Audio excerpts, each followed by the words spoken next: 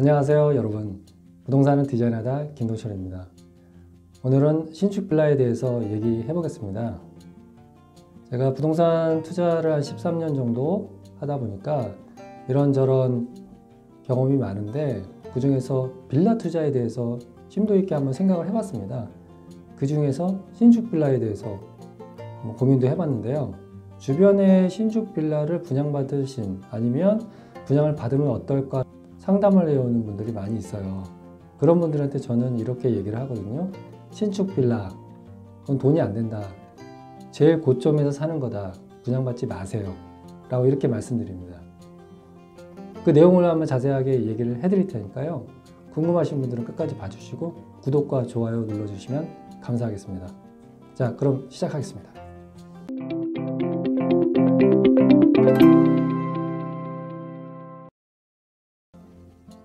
네, 먼저 빌라의 정의를 한번 알아보겠습니다. 외국에서는 시골의 저택, 교외의 별장이나 별장식 주택, 교외 주택을 이룬 말이다. 우리나라에서는 주로 고급스러운 공동주택이라는 뜻으로 사용되나, 고급 연립주택뿐 아니라 다세대 주택이나 보통 연립주택의 이름을 지을 때도 고급스러운 이미지를 표현하기 위해 주택사업자들이 땡땡 빌라라는 식으로 이용하고 있다. 이 내용인데요. 그러니까 원래 빌라라는 건 약간 고급스러운 주택을 가리키는데요. 지금 건축법상 단독주택과 공동주택으로 나뉩니다. 근데 공동주택 안에 다세대 주택이라고 있어요. 그 다세대 주택을 통상적으로 우리는 빌라라고 부릅니다. 그래서 이미지 자체가 우리나라에서 빌라 그러면 서민주택을 얘기를 하죠. 그래서 빌라가 많은 지역의 학군과 아파트촌의 학군을 비교하면 당연히 아파트촌이 우수하고, 그런 성향 때문이라도 부모들은 어떻게 해서든지 아파트촌에 입성을 하려고 노력을 하죠. 그래서 우리나라에서 빌라는 아파트를 입성하기 위한 중간 단계, 아니면 신혼부부나 아니면 서민들이 아파트를 살고 싶은데 그런 경제 상황이 안 됐을 경우에 차선책으로 선택할 수 있는, 대체 상품으로 선택할 수 있는 그런 주거 상품이 빌라입니다. 많이 분양을 하고 많은 사람들이 거주를 합니다. 거주를 하는데요. 우리는 거주를 목적으로 하는 빌라를 말씀드리는 게 아니라, 투자자 입장에서 투자 상품의 가치가 있는지, 투자를 해도 되는지에 대해서 한번 제가 투자자 입장에서, 아니면 부동산을 중개하는 입장에서 한번 얘기해 보도록 하겠습니다. 유튜브를 보면 부동산 정책이라든지 뉴스에 대해서, 전반적인 흐름에 대해서 말씀하시는 분들이 굉장히 많아요. 저는 제가 직접 경험했던, 제가 13년 정도 부동산 투자 그리고 부동산 중개도 경험을 했었고, 하면서 실제적으로 경험했었던, 아니면 제가 느꼈었던 부분에 대해서 여러분과 함께 공유하도록 하겠습니다. 2012년, 13년부터 전세 가격이 굉장히 폭등을 했어요. 2년 만기 되면 몇 천만 원씩 올려줘야 되는 상황이 됐고, 그런 상황에서 아파트를 매매는 언감생신이고 전세가도 감당이 안 되는 겁니다, 서민들이. 그런 분위기에 빌라는 굉장히 좋은 대체 상품이었죠. 그렇기 때문에 빌라 업자들이 빌라를 굉장히 많이 공급을 했습니다.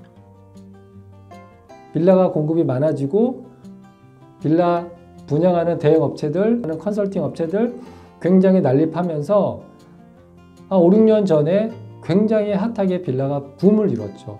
그때 신축 빌라가 굉장히 많이 지어지고 많이 분양이 됐습니다. 근데 그게 돈이 됐을까요? 지금 돈이 될까요? 결과는 돈이 안 된다에 제가 한 표를 던지겠습니다. 자, 여러분, 길 가다 이런 전단지 많이 보셨죠? 전봇대나 버스 정류장에 신축 빌라 분양 실입주고 2천만 원, 이게 전단지입니다. 전단지 이게 과외나 이런 일반 광고할 때 몇만 원짜리, 몇십만 원짜리 광고할 때 쓰는 전단지인데요. 빌라는 그래도 서울 지역은 아무리 싸도 1억 5천, 지금 2억대가 다 넘어갔습니다. 그런 빌라를 이렇게 전봇대에 있는 소위 말해서 전단지를 보고 분양을 받습니다. 저도 처음에는 굉장히 놀랐는데요. 빌라 컨설팅 업체 가면요, 광고하는 방식이 단순해요.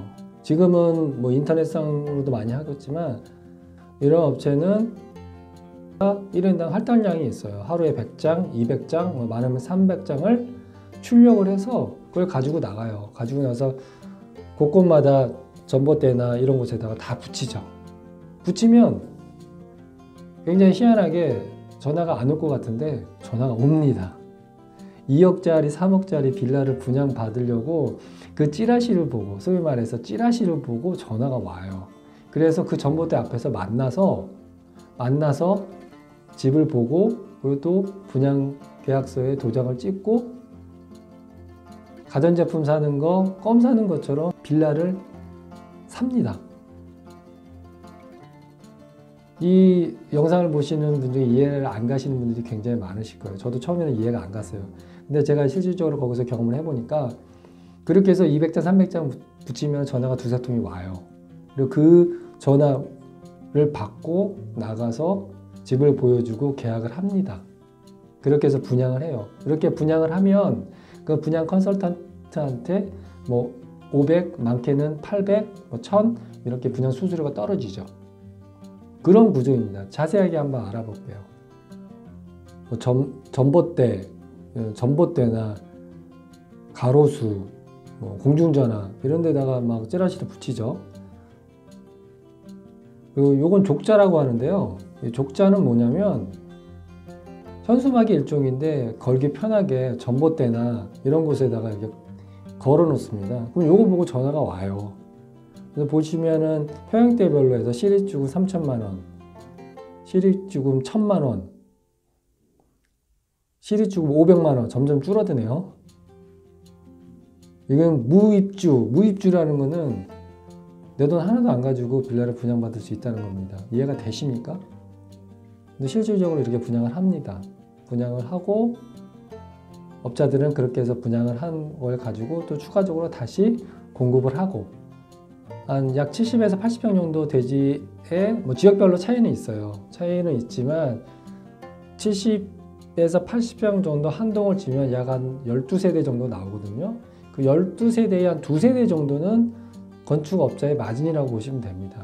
그 2세대는 마진인데 그게 뭐 지역별로 분양가가 다르니까 정확하게 금액이 얼마나 남나는 말씀드리지 못하지만 통상적으로 그 정도 마진을 보고 들어갑니다. 그 정도 마진이 없으면 업자들이 들어가질 않아요. 왜냐하면 이 건축이라는 게 리스크가 크기 때문에, 하이 리스크, 하이 리턴, 리스크가 크기 때문에 그 정도 마진은 보고 들어갑니다. 자, 보시죠. 보시면 여기 이런 곳에 지금 분양 사무실이, 그리고 통상적으로 이렇게 신축 빌라가 지어지면 현수막을 크게 걸고 뭐 지나가는 사람들한테 홍보도 하고 합니다. 근데 이게 왜 제가 부정적으로 보냐면, 이렇게 건축을 하기 위해서 건축업자들이 공사를 하고 분양을 하면서 이 금액 자체가 주변 시세보다 훨씬 높은 금액에, 물론 주변 시세 아파트의 전세값에 못 미치는 가격에 분양을 하지만 빌라 수준에서는 굉장히 높은 가격에 분양을 합니다. 신축 빌라이기 때문에. 지금 사진에서 보시는 것 같이 빌라, 신축 빌라 딱 들어가면 굉장히 혹합니다. 젊은 세대들은 더 좋아하죠.